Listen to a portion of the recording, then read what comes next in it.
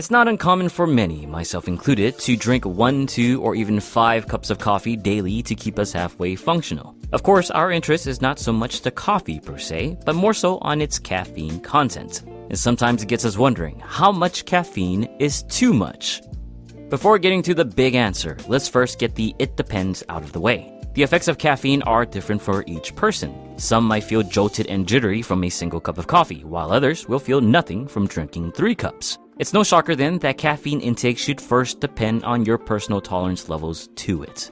That being said, no doubt there is a general daily maximum that you want to avoid surpassing regularly. Sure, some people might still get away with consuming more, but in most cases, the research has associated adverse effects like general toxicity, CVD risks, diuresis, bone calcium imbalances, and behavioral effects when passing this maximum on a regular basis. Fortunately, this maximum does seem to be well below the estimated average adult caffeine intake. It's estimated that caffeine users on average consume 180 milligrams of caffeine per day, or about 2 cups of coffee. The purported maximum, where there are no associated adverse effects, sits at 400 milligrams, or a little more than 4 cups.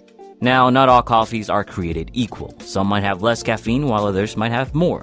So to make sure you stay under 400 milligrams, you first have to figure out the caffeine content of the coffee you regularly drink. Or you can rely on other controlled sources like caffeine pills for tighter management. Bear in mind though, there are 2 potentially at-risk populations that should consume less.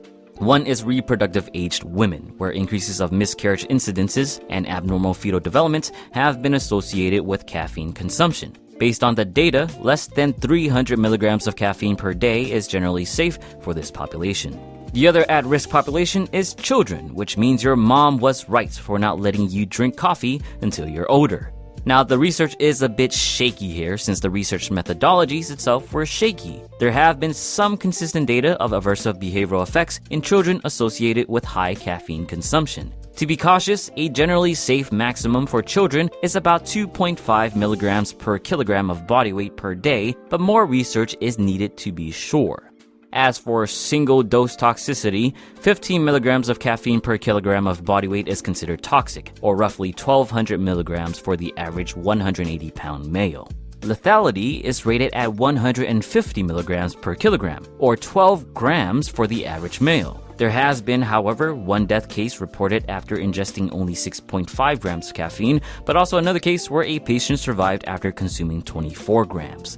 And for you bros and broettes wondering, according to the ISSN position stand, 3 to 6 milligrams of caffeine per kilogram of body weight, or about 250 to 500 milligrams, is the range where performance-enhancing effects are observed. Although the upper range is higher than the recommended 400 milligrams, do note that you can occasionally go past the max without any undue effects. Just don't do it all the time.